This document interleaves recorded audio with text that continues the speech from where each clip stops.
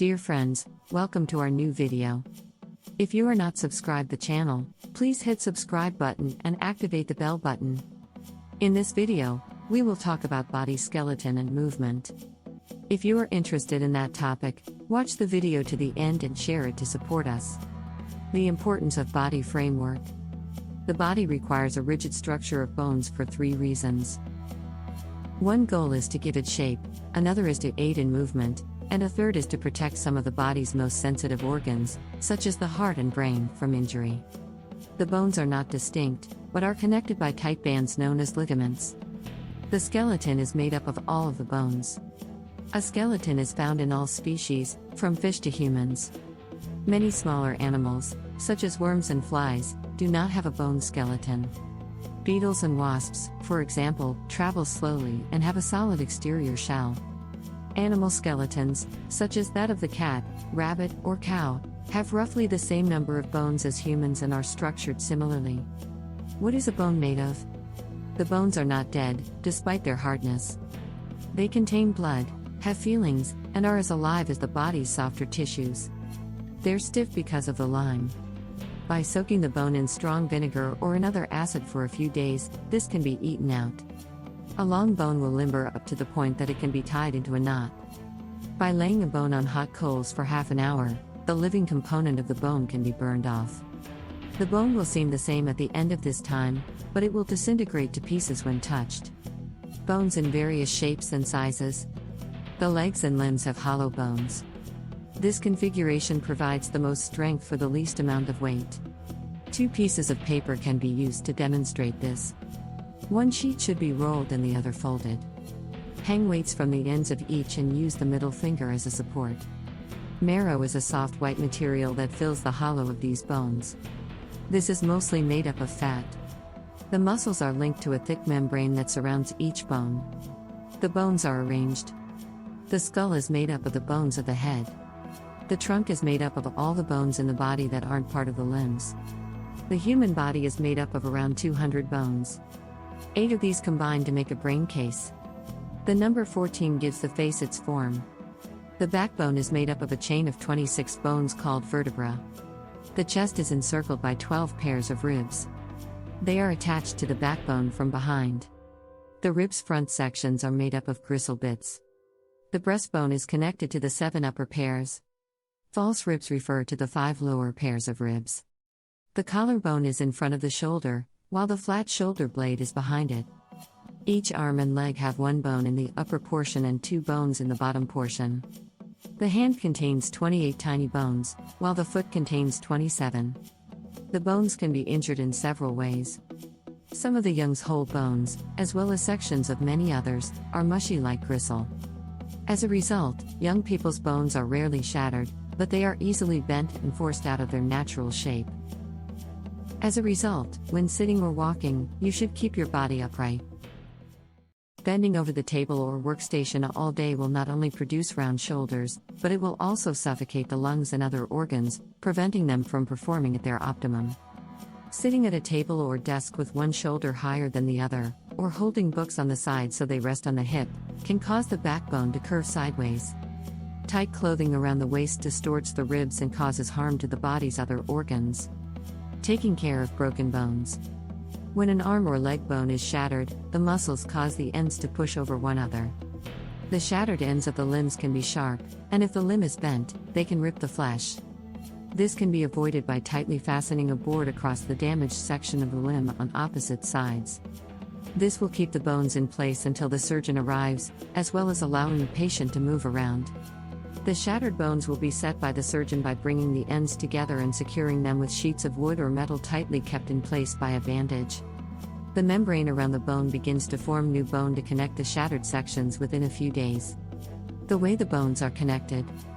The movable and immovable joints are the 2 types of joints. The bones of the skull, with the exception of the lower jaw, are so closely connected that they do not move. The wrist and back bones have very little movement.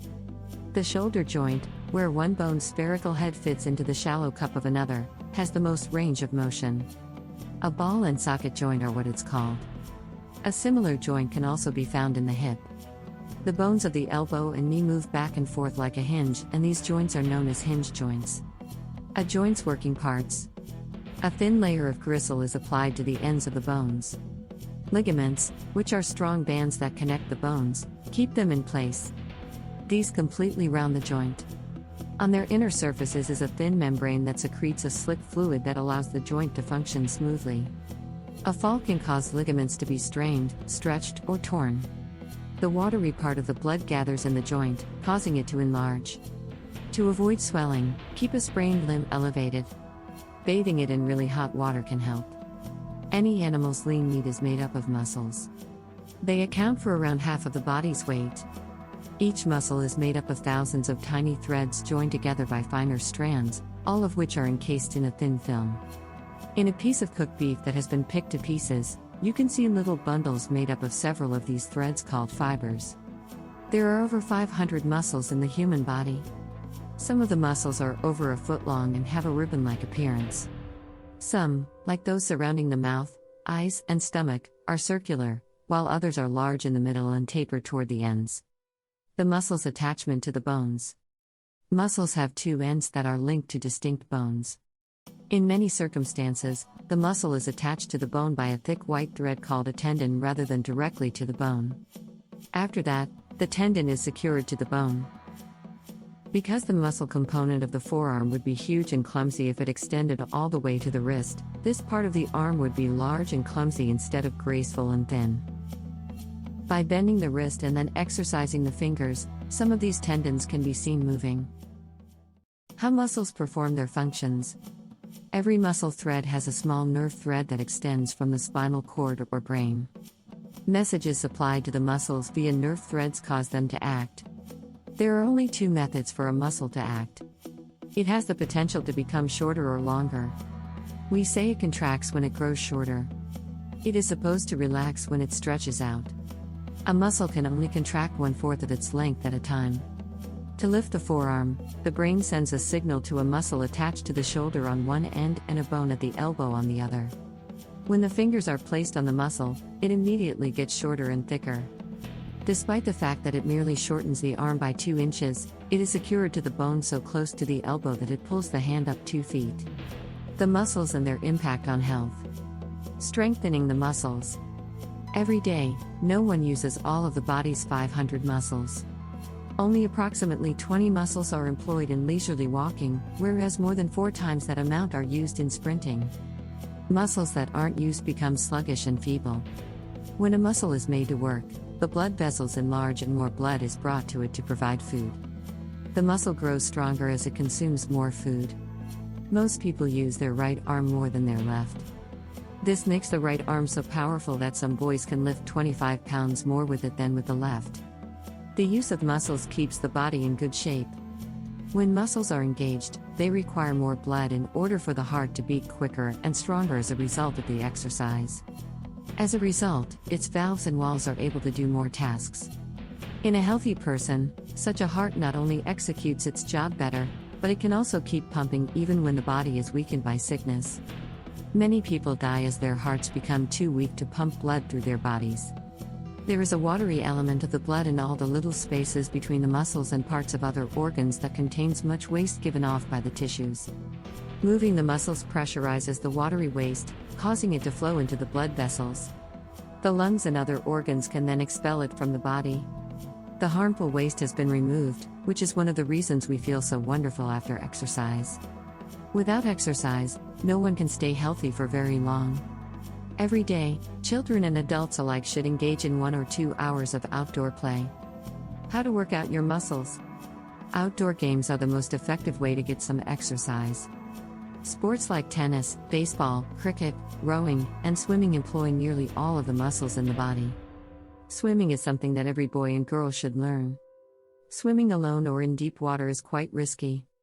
Cramp can seize the muscles at any time, making it impossible to move the limbs. Every year, hundreds of people drown when swimming in deep water. Taking care of the yard and garden, as well as assisting with other household tasks, is one of the most effective methods to get some exercise while also doing some good. Exercising in a unique way. A gymnasium is a room featuring workout equipment such as ropes, swings, and treadmills. Under the supervision of a teacher, students can quickly obtain the proper form of exercise to strengthen weak body parts and maintain the health of all organs. The chest muscles are the ones that get the most attention. Swinging the arms and exercising deep breathing should be done every day to keep the chest big and round. Excessive exercise can be dangerous. It has recently been shown that vigorous exercise for more than a few minutes can harm the heart. The heart is likely to be strained if you run a lot of races until you're completely out of breath or jump a lot of rope. It's never a good idea to push the body until it's entirely exhausted. Muscles get weak as a result of consuming alcohol. Two knowledgeable guys in Switzerland spent a lot of time in 1903 trying to figure out if drinking helped people perform more work. They conducted over 200 studies on men, giving them alcohol and food at different intervals, and occasionally both at the same time. The findings of these experiments revealed that when a guy was given wine alone, his ability to work rose for a short period, but he could not do as much work later as when he had not had wine. When the man drank both food and wine, he could only do roughly 9/10 of the labor he could do when he just drank food. Whiskey will not assist a guy accomplish more labor, carry a heavier weight, or shoot straighter, according to the most thorough examinations conducted by others. In reality, he is less able to do any of these activities whether he drinks a little or a lot of scotch. Beer makes muscles sluggish. Two gangs of troops have been assigned to the same task. The first group was allowed to drink beer, while the second gang was not. The beer team did the most work in the first hour, while the temperance gang did significantly more work throughout the day. The following week, the first gang was denied beer while the second was allowed it. For over 2 hours, the beer helped the second crew perform more work than the first, but after that, they did far less than the first. This demonstrates that men who want to accomplish their best work throughout the day should avoid drinking beer. The muscles and tobacco. Many research and studies have proven that when even modest amounts of poison are consumed on a daily basis, the body is unable to perform at its best. Tobacco poison is thought to weaken muscles to such an extent that no man on a football team, any of our great colleges, or universities is permitted to smoke or chew throughout the season. Tobacco is not used in any form by anyone practicing for a competition that requires a lot of strength. Tobacco inhibits muscle development. Men who use cigarettes in moderation have little influence on their muscles. It may lead individuals to exhaust more quickly when doing particularly strenuous work. Tobacco toxicity, on the other hand, has a noticeable effect on the muscles of children. Boys who did not smoke grew 1/10 of a pound heavier and 1/4 of a pound taller than those who smoked frequently, according to measurements taken at one of the major universities. Tobacco users' sluggish growth is due in part to the fact that tobacco causes the muscles in the walls of blood vessels to contract, shutting off some of the blood flow to the legs, arms, and other body parts, causing them to receive insufficient nutrition. Tobacco may also reduce the amount of food absorbed for bodily usage. If you liked the video, press like and have a look on the references in the description box.